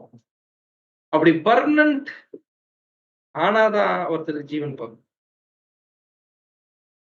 அந்த மாதிரி அந்த மாதிரி 1000 ஆண்டு அரசாட்சியில பெர்ஃபெக்ட்டா ஒருத்தர் கீழ்ப்படிந்தால் தான் பர்மனன்ட்டா அவங்க பேர் எதுல எழுதப்படும் பார்த்தீங்கன்னா, ஜீவ புஸ்தகத்துல. அதற்கு அவர்கள் கிரியைகள் மூலம் நியாயம் தீர்க்கப்படுவார்கள். அந்த கிரியை பெர்ஃபெக்ட்டான கிரியை, பூரணமான கிரியை. ஏன்னா, ஸ்தாபிக்கப்படக்கூடிய புது உடன்படிக்கை கிரியைகளுக்கான உடன்படிக்கை. எப்படி நியாயப்பிரமாண உடன்படிக்கை இருந்துச்சோ அதே மாதிரி தான். அப்சல்யூட் பெர்ஃபெக்ஷன், பரிபூர்ணமான கிரியை அந்த இடத்துல எதிர்பார்க்கப்படும். இப்போ நமக்கு இல்ல. ஆனா ஏன்னா இப்போ சபை இருக்கக்கூடிய இப்ப இருக்கக்கூடிய சாரால் கவர்னன்ட்ல எதைதான் பாக்குறாருன்னு பாத்தீங்கன்னா, நம்முடைய சிந்தையில பரிசுத்தத்தை தான் எதிர்பார்க்கிறார். அதாவது சிந்தைக்குள்ள இருக்கக்கூடிய நோக்கத்துல பரிசுத்தத்தை எதிர்பார்க்கிறாரு. ஆனா நாளைக்கு ராஜ்யத்துல உலக ஜனங்கள் உயிரோட எழுந்து வந்துட்ட பிறகு அவங்க பரிபூர்ண கிரியைகளை காட்டணும். இதன் காரணமாக தான் எழுந்துட்ட உடனே, உயிரோட எழுந்த உடனே நேரடியாக அவர்கள் பிதாவாகிய தேவன் முன்பாக நிறுத்தப்படல. அதற்கு பதிலா அவங்க யாருக்கு கீழே கொடுக்கப்படுகிறார்கள்னா, மத்தியஸ்தர் கீழே கொடுக்கப்படுகிறாங்க. அப்படின்னா தேவன் டைரக்டா அவங்க தொடர்பு கொள்வதற்கு முன்பாக அவங்கள டீல் பண்றது மத்தியஸ்தர். யாருங்க? கிறிஸ்து, சபை. அதனாலதான் அந்த காலப்பகுதிக்கு நம்ம என்ன பேர் சொல்றோம்? மத்தியஸ்தர் ஆளுகையினுடைய காலப்பகுதி. ஒருவேளை தேவன் டைரக்டா ஃபேஸ் பண்ணியிருந்தா என்ன ஆயிரும்னு பாத்தீங்கன்னா, ஒரு சின்ன தப்பு கூட என்ன ஆயிரும் அந்த இடத்துல? இன்ஸ்டன்டான டெத்துக்கு என்ன ஆயிரும்னா கொண்டு வந்து கொடுக்கப்பட்டுருவாங்க. அப்படின்னா தேவன் கையில ஒப்பு கொடுக்கும்போது அவங்கள பெர்ஃபெக்ட் ஆக்கிட்டு என்ன பண்றாங்கன்னு பாத்தீங்கன்னா ஒப்பு கொடுக்குறாங்க. வெளிப்படுத்தின விசேஷம் 20ஆம் அதிகாரம் 13ஆம் வசனம் நம்ம வாசிக்கலாம் அடுத்தது. வெளிப்படுத்தின விசேஷம் 20ஆம் அதிகாரம் 13ஆம் வசனம். சமுத்திரம் தன்னிலுள்ள மரித்தோரை ஒப்புவித்தது. மரணமும் பாதாளமும் தங்களிலுள்ள மரித்தோரை ஒப்புவித்தன. யாவரும் தங்கள் தங்கள் கிரியைகளின்படியே நியாயத்தில் படைந்தார். அப்படின்னா சமுத்திரம் தன்னில் உள்ள மரித்தோரை ஒப்புவித்தது அப்படின்னு இருக்கு இல்லையா? இந்த இடத்துல அது எதை அடையாளப்படுத்து அப்படின்னு பாத்தீங்கன்னா, இந்த இடத்துல ஒட்டுமொத்த மனுக்குலத்தை தான் இந்த இடத்துல நாம எதை பாக்குறோம்னா சமுத்திரம் அப்படின்னு பாக்குறோம். அப்படின்னா மத்தியஸ்தர ஆளுகை ஆரம்பிச்சிட்ட உடனே என்ன ஆகுதுன்னு பாத்தீங்கன்னா, இது வரைக்கும் இந்த சமுத்திர வகுப்பார்ல இருந்த அனைத்து மக்களும் இந்த ரெசரக்ஷன் ப்ராசஸ்க்குள்ள என்ன பண்றாங்க அப்படின்னு பாத்தீங்கன்னா வராங்க. அவங்க மரண நிலைமையில இருந்தாலும் சரி, அப்படின்னு என்ன அர்த்தம்? உயிரோடு இருப்பாங்க பாக்குறதுக்கு, ஆனா ஸ்டில் மரண கண்டிஷன். அல்லது லிட்ரலா அவங்க கல்லறைக்குள்ள இருந்தாலும் சரி, ஹேடஸ் கண்டிஷன்ல இருந்தாலும் சரி, அவங்க நியாய தீர்ப்புக்காக ஒப்பு கொடுக்கப்படுகிறார்கள். அப்படின்னா என்ன அர்த்தம் அப்படின்னு பாத்தீங்கன்னா, அப்படின்னா என்ன அர்த்தம்னு பாத்தீங்கன்னா, அவங்க சமுத்திர வகுப்பார் என்ன பண்றாங்க அப்படின்னு பாத்தீங்கன்னா, உயிரோட எழுந்துக்குவதற்காக தன்னில் உள்ள மரித்தோரை ஒப்புவித்தது. அப்படின்னா தனக்குள்ள இருக்கக்கூடிய மரண நிலைமையில இருக்கக்கூடிய ஒட்டுமொத்த மனுக்குலத்துல இருக்கக்கூடிய தனி நபர்கள் உயிரோட என்ன பண்றாங்க? எழுந்து வராங்க.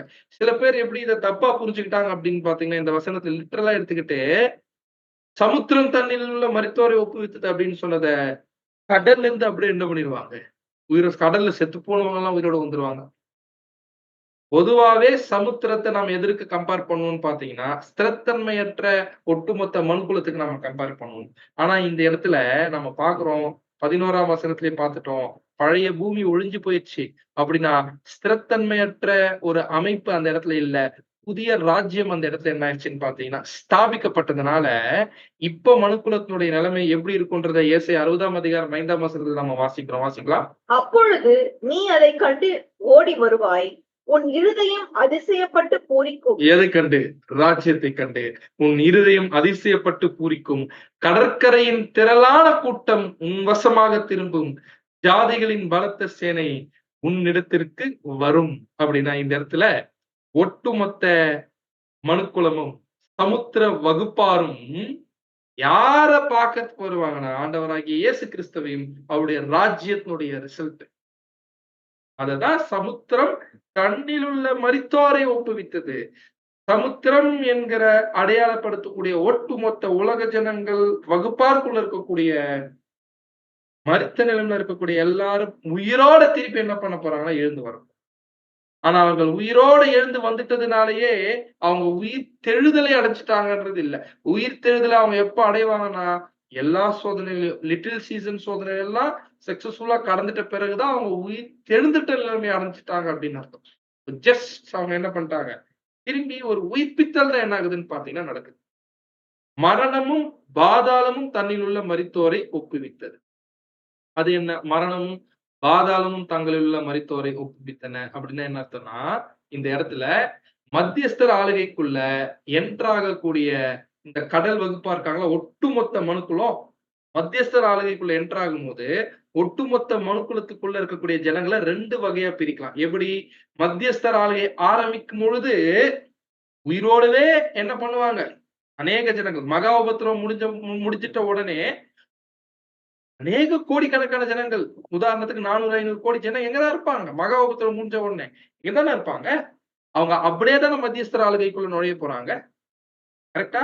அப்படின்னா, அப்படி நுழையக்கூடிய ஜனங்கள் ஏற்கனவே எந்த கண்டிஷன் தான்? மரண கண்டிஷன் தான். அதுதான் மரணம் தங்களில் உள்ள மரித்தோரை ஒப்புவித்தல் அப்படின்னா, மரண நிலைமையில இருக்கக்கூடியவர்கள் மத்தியஸ்தர் ஆளுகைக்குள்ள ஜீவனை பெற்றுக் கொள்வதற்காக அந்த மரித்த நிலைமையில இருக்கக்கூடிய ஜனங்கள் மத்தியஸ்தர் ஆளுகைக்குள்ள வராங்க, என்டர் ஆகுறாங்கன்றதுதான் மரணம் தங்களில் உள்ள மரித்தோரை ஒப்புவித்தல். பாதாளமும் தங்களில் உள்ள மரித்தோரை ஒப்புவித்தன அப்படின்றது என்ன அப்படின்னு பாத்தீங்கன்னா, கல்லறைக்குள்ள தூக்கிட்டு இருக்கிறாங்க.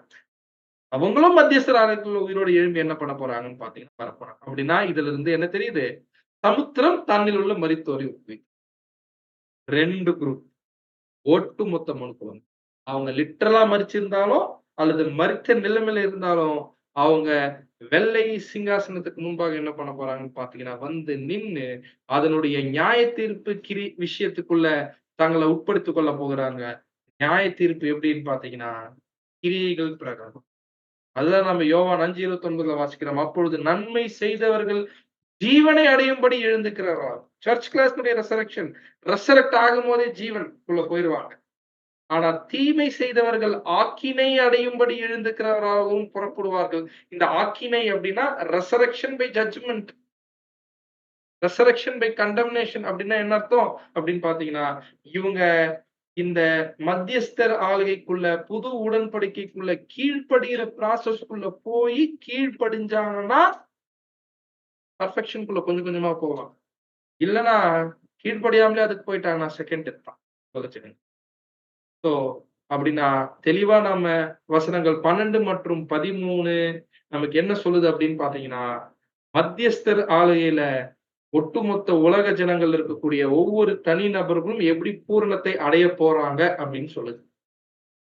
14 மற்றும் 15ஆம் வசனம் நமக்கு என்ன சொல்லுது அப்படின்னு பாத்தீங்கன்னா,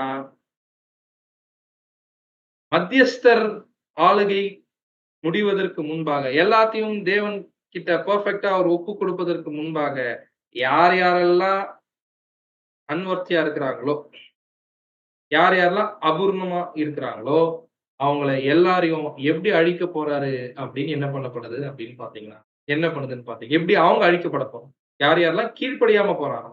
1000 ஆண்டார் சர்ச்ல மத்தியஸ்தர் ஆளுகையினுடைய காலப்பகுதியில யார் யாரெல்லாம் கீழ்ப்படியாம போறாங்களோ, அவங்களுடைய நிலைமை என்ன அப்படின்றத தான் இந்த 2 வசனங்கள் சொல்லுது.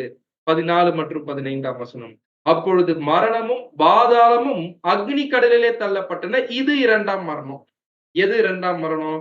அக்னி கடல்ல தள்ளப்படுறது 2ஆம் மரணம். அப்படின்னா இந்த இடத்துல செகண்ட் டெத் அப்படின்றது என்ன அப்படின்னு பாத்தீங்கன்னா, இந்த இடத்துல என்னன்னு மட்டும் நம்ம புரிஞ்சுக்க கூடாது அப்படின்னு பாத்தீங்கன்னா, யாரோ ஒருத்தர் 2வது தடவ செத்து போறாங்கறதுனால செகண்ட் டெத் அப்படின்னு மட்டும் கிடையாது. உண்மைதான். ஆனா இந்த இடத்துல யோசிச்சு பாருங்க. மரணமும், பாதாளமும் 2வது தடவ செத்து போதா? அதனால அது செகண்ட் டெத்ன்னு பேர் வந்துச்சா? அப்படி என்ன பண்ண முடியாது நம்மளால? எடுத்துக்க முடியாது. அப்படின்னா இந்த இடத்துல என்ன அப்படின்னு பார்த்தீங்கன்னா, செகண்ட் டெத்னா என்ன? அப்படின்னு இந்த இடத்துல என்ன பண்ணப்பட்டிருக்குன்னு கிளியரா அப்பொழுது மரணமும், பாதாளமும் அக்னி கடலிலே தள்ளப்பட்டன. இது 2ஆம் மரணம். அப்படின்னு என்ன அர்த்தம்னா, அக்னி கடல்ல ஒருத்தர் தள்ளப்படுகிறது என்பது நித்தியத்துக்கும் அழியக்கூடிய ஒரு அழிவை அடையாளப்படுத்தக்கூடிய விஷயத்த பத்தி பேசுது. 14ஆம் வசனத்துல உயிரற்ற விஷயங்கள் நித்திய அழிவுக்குள்ள போகுது. 15ஆம் வசனத்துல உயிருள்ள விஷயங்கள் நித்திய அழிவுக்குள்ள போகுது. நான் திருப்பி சொல்றேன். 14ஆம் வசனத்துல உயிரற்ற விஷயங்கள் நித்திய அழிவுக்குள்ள போகுது. 15ஆம் வசனத்துல உயிருள்ள விஷயங்கள் நித்திய அழிவுக்குள்ள போகுது.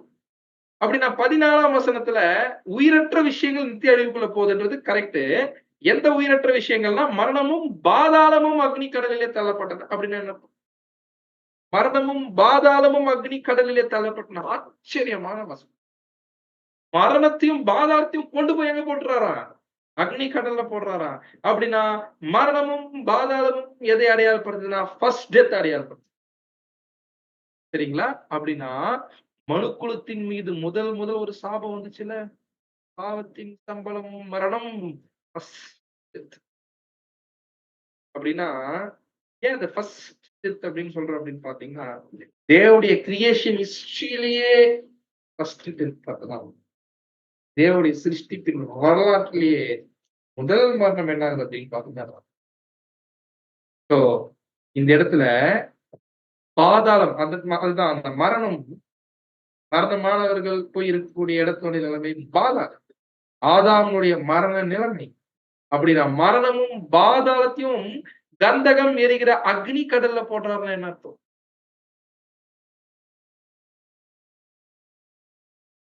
ஏன் இது 2ஆம் மரணம் அக்னி கடல்ல போடப்படுது அப்படின்னு சொல்லப்படுதுன்னா, இந்த அக்னி கடலில் போடப்படக்கூடிய ஆக்கினிய 2வது தடவை சொல்லியிருக்கிறார்.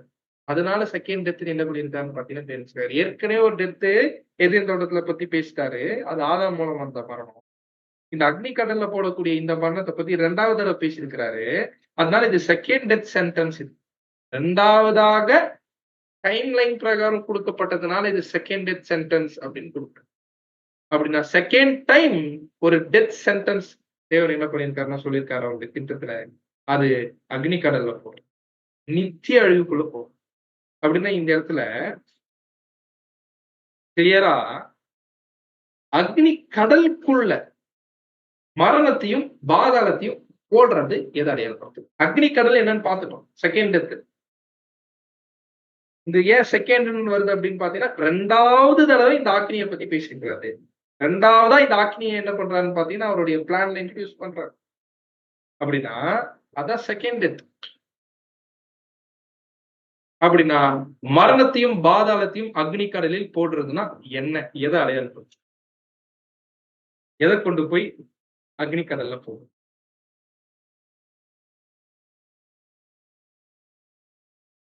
எது தெரியுங்களா போடுறாரு? ஆதாம் மூலம் வந்த மரணம். ஆதாம் மூலம் வந்த மரணம். அந்த மரணத்தை கொண்டு போய் எங்க போட்டுறாருங்க? நித்திய அழிவுக்குள்ள போட்டுறாரு. அப்படின்னா என்ன அர்த்தம்? இதுக்கப்புறமா எந்த மரணமே வரப்போறது கிடையாது தேவனுடைய திட்டத்துல. ஆதாமின் மூலம் வந்த மரணம் அப்படின்ற ஒரு மரணத்தையே அழிச்சிருக்கு. அதுதான் இந்த இடத்துல 2 டெத்த பத்தி நம்ம பார்க்கிறோம். ஒண்ணு ஆடமிக் டெத், இன்னொன்னு second death. Atomic death first சொல்லப்பட்ட ஒரு மரணம். 2வதா சொல்லப்பட்ட ஒரு மரணம் நித்திய மரணம். அது 2வதாக சொல்லப்பட்டதுனால செகண்ட் அப்படின்ற வார்த்தை என்ன பண்ணியிருக்காருன்னா பயன்படுத்த. அப்படின்னா இந்த இடத்துல செகண்ட் டெத்ன்றது நம்ம என்னன்னு மட்டும் புரிஞ்சுக்கூடாது. இது 2வது தடவை மரிக்கிறது அப்படின்னு நம்ம புரிஞ்சுக்கூடாது. மரணமும் பாதாளமும் 2வது தடவை மரிக்குதா? இல்ல. மரணத்தையும் பாதாளமும் முதல் முறையாக கொண்டு போய் போடுறாருங்க. எங்க போட்டுறாருன்னா அக்னி கடல் என்ன பண்றாரு அப்படின்னு பாத்தீங்கன்னா, அப்படின்னா இந்த இடத்துல எந்த மரணம் டெம்பரவரி? தேவனுடைய திட்டத்துல எந்த மரணம் டெம்பரவரி? ஆதாம் மூலம் வந்த ஆடமிக் டெத்தா அல்லது நித்திய அழிவா? செகண்ட் டெத்தா? எது தற்காலிகம் அப்படின்னு பாத்தீங்கன்னா, வெரி குட். ஃபர்ஸ்ட் ஆதாம் மூலம் வந்த மரணம் தான் தற்காலிகம். ஏன் தற்காலிகம்? ஏன் தற்காலிகம் அப்படின்னு பாத்தீங்கன்னா, அப்பொழுது மரணமும் பாதாளமும் அக்னி கடலிலே தள்ளப்பட்டன. இது 2ஆம் மரணம். அப்படின்னா என்ன அர்த்தம்? ஆடமிக் டெத்தையே எங்க போட்டுறாரா? ஆடமிக் டெத் எங்க போட்டுறாரா? நித்திய அழிவுக்குள்ள எதுவே போயிருதுங்க. மூலம் வந்த மரணம் போயிருது. அப்படின்னா 1000 ஆண்டு அரசாட்சிக்கு பிறகு எந்த சிருஷ்டியாலும் என்ன சொல்ல முடியாது? எனக்கு மாம்ச பலவீனம், இது ஆதாம் மூலம் வந்த மரணம் கிடையவே கிடையாது. இடத்துல இந்த ஒரு ஃபோர்ஸ் பார்க்கலாம். மரணமும் பாதாளமும் அக்னி கடல் தள்ளப்பட்டது. thrown into the lake of fire. வீசி இருக்கிறார். அதுதான் இந்த இடத்துல மரணம் ஜெயமாக என்ன பண்ணப்படுதுன்னு பாத்தீங்கன்னா விழுங்கப்படுறது. கடைசியாக சொல்றல 1 கொரிந்தியர் 15:25 கடைசியாக பரிகரிக்கப்படும் சத்ரு மரணம், மரணத்தை அழிச்சிடுறாரு. அன்புக்குரிய சகோதர சகோதரி, செகண்ட் டெத் தேவனுடைய திட்டத்துல டூலா பேட் டூலா செகண்ட் டெத் குட் டூலா பேட் டூலா அப்படின்னு பார்த்தோம். தேவனுடைய அருமையான ஒரு டூல், குட் டூல். ஏன்னா அது எதையும் அழிச்சு போட்டுருந்தது. நீங்க நல்லா யோசிச்சு பாருங்க. இந்த செகண்ட் டெத்துக்குள்ள நித்திய அழிவுக்குள்ள யார் யார் தான் போறாங்க பாருங்க. மிருகம், வலுசர்ப்பம், கள்ளத்தீர்க்கதரிசி. யாரு? சிவில் கவர்மெண்ட், போப்பு மார்க்கத்தின் அமைப்பு, புராட்டஸ்டன்ட் அமைப்புகள், சாத்தான், விழுந்து போன தேவ தூதர்கள், ஆதாம் மூலம் வந்த மரணம். அப்படின்னா நன்மைக்கு எதிராகவே கடைசி வரைக்கும் நித்தியத்துக்கும் இருக்கக்கூடியவர்களையும் இருக்கக்கூடிய விஷயத்தையும் உயிரற்ற உயிருள்ள அது எதுவா இருந்தாலும் சரி, தேவனுக்கு விரோதமா நன்மைக்கு விரோதமாக அது இருந்துச்சுன்னா அது கடைசியா தேவனுடைய திட்டத்தில் எங்க போய் சேருது நன்மை? 2ஆம் மரணம், அக்னி கடல்ல என்ன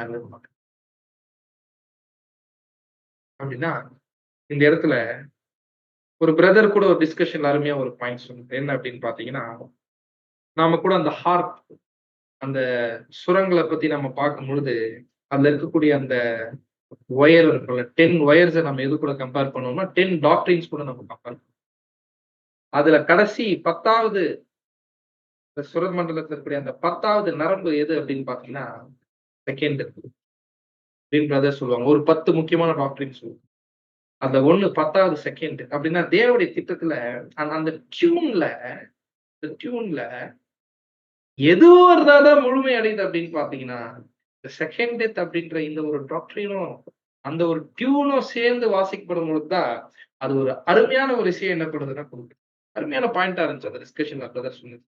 அப்ப யோசிச்சு பாருங்க, 2ஆம் மரணத்துக்குள்ள யார் போயாச்சு? ஆதாம் மரணம் போயிடுச்சு. உயிரற்ற விஷயம், உயிருள்ள விஷயமும் போவோம். எது அப்படின்னு பாத்தீங்கன்னா 15ஆம் வசனத்துல ஜீவ புஸ்தகத்தில் எழுதப்பட்டவனாக காணப்படாதவன் எவனோ அவன் அக்னி கடலிலே தள்ளப்பட்டான். உயிருள்ள ஜீவன்கள் யாருங்க? 1000 ஆண்டு அரசாட்சியில கீழ்ப்படியாம போகிற 1000 ஆண்டு அரசாட்சிக்குள்ளேயும் சரி, லிட்டில் சீசன்லயும் சரி, 1000 ஆண்டு அரசாட்சிக்குள்ள யாரு இந்த அக்னி கடல்ல போறாங்க அப்படின்னு பாத்தீங்கன்னா யார் போறாங்க? உயிரோடு எழுந்த உடனே 100 வயது சென்று மரித்தவனும் வாலிபன் என்று எண்ணப்படுவான் அப்படின்னு என்ன அர்த்தம்னா கீழ்ப்படி ஆரம்பத்திலே கொஞ்சம் கூட கீழ்ப்படிப்பான். என்ன செகண்ட் டெத் போறேன், நான் போறேன் சிஸ்டத்துக்கு நான் கீழ்ப்படிய மாட்டேன்னு போற குரூப் 1000 இயர்ஸ்க்குள்ளேயும் அழியும். லிட்டில் சீசன்ல சாத்தானால் வஞ்சிக்கப்பட்டு அழிக்கப்படக்கூடியவர் உலக ஜனங்களும் கந்தகம் எரிகிற அக்னி கடல் என்ன பண்ணப்படுவார்களா? தள்ளப்படுவார்கள். அப்படின்னா இந்த இடத்துல லிட்டில் சீசனை பத்தி பேசல, கம்ப்ளீட்டா அதை பத்தி பேசாம மத்தியஸ்தர் ஆளுகையில் என்ன நடக்கும் அப்படின்றது என்ன பண்றோம் அப்படின்னு பாத்தீங்கன்னா அதுதான் பாக்குறோம்.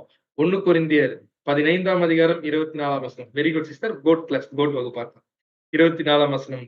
அதன் பின்பு முடிவு உண்டாகும்.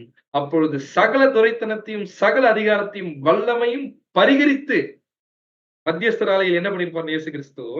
அதன் பின்பு அவர் சகல துரைத்தனத்தையும் சகல அதிகாரத்தையும் வல்லமையும் பரிகரித்து தேவனும் பிதாவுமா இருப்பவருக்கு ராஜ்யத்தை என்ன பண்ணிருப்பாருன்னு பாத்தீங்கன்னா கொடுத்திருப்பாரு. 8th டே ஆரம்பிக்கும் தேவனுடைய திட்டம்.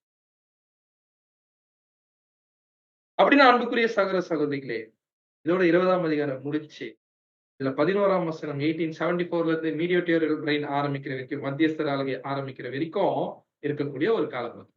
அதுல இயேசு கிறிஸ்து ஆளுகை பண்ணிட்டு தான் இருக்கிறாரு. அந்த ஆளுகையின் காலப்பகுதிக்குள்ள தான் நாம இருக்கோம். அது மகா உபத்திரவத்துக்கு அப்புறமா மத்தியஸ்தர் ஆளுகையினுடைய காலப்பகுதி ஆரம்பிக்கும். எது வரைக்கும்னா 2874 வரைக்கும் என்ன ஆகும்னு பாத்தீங்கன்னா, அந்த மத்தியஸ்தர் ஆளுகையினுடைய காலப்பகுதி இருக்கும். அந்த ஒட்டுமொத்த உலக ஜனங்களையும் ஜீவனுக்கு கொண்டு வரக்கூடிய கிளாஸ். சில பேர் நித்திய அழிவுக்குள்ளும் என்ன பண்றாங்கன்னா போறாங்க. ஆதாமின் மரணத்தையும் நித்திய அழிவுக்குள்ள கொண்டு போறாரு. அப்படின்னா மத்தியஸ்தர் ஆளுகை காலப்பகுதி ஆரம்பிக்கணும்னா யார் ரெடி ஆகணும்? மத்தியஸ்தர்கள் ரெடி ஆகணும். அன்புக்குரிய சகோதர சகோதரிகளே, நாம இதுல கேட்டுக்க வேண்டிய கேள்வி என்னன்னா, அந்த மத்தியஸ்தர் ஆளுகையினுடைய காலப்பகுதியில நாம மத்தியஸ்தம் பண்ணக்கூடிய ஆசாரியனா இருக்க போறோமா? சீரியஸான கொஸ்டினை நமக்குள்ள கேட்டுக்கிட்டு நம்மளுடைய அர்ப்பணிப்பின் வாழ்க்கை அதை பிரதிபலிக்குதா அப்படின்னு என்ன பண்ணலாம் திங்க் பண்ணலாம். இதோட 20ஆம் அதிகாரம் முடிஞ்சு. தேவன் சித்தமா இருந்தால் அடுத்த அதிகாரத்தை நாம் அடுத்த வாரத்தில் பார்க்கலாம். தேவன் தாமே நம்மை ஆசீர்வதிப்பாரா. ஆமென்.